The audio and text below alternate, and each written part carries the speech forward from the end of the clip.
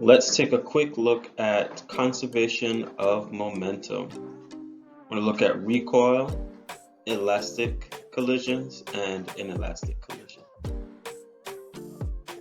So total momentum before is equal to the total momentum after.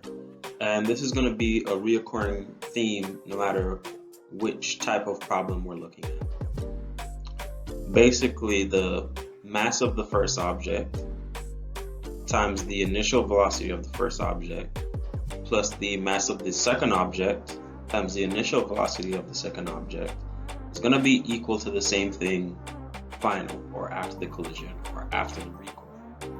Mass of the first object times the final velocity of the first object plus mass of the second object times final velocity of the second object. Let's take a look at it in terms of recoil.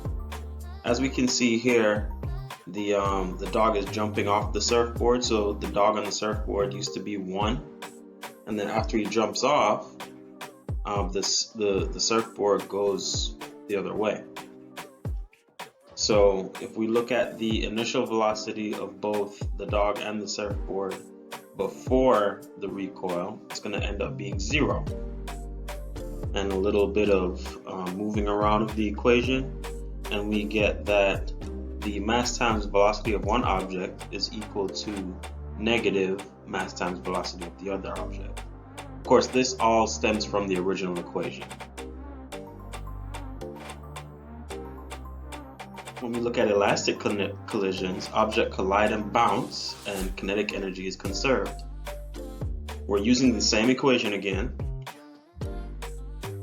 The only thing you can add to this, maybe if you're in a more advanced physics class, is that you could also do half mv squared plus half mv squared of both objects is still going to be equal to half mv squared plus half mv squared after the collision. So we're not going to take it that far, so we're more going to concentrate on the first equation.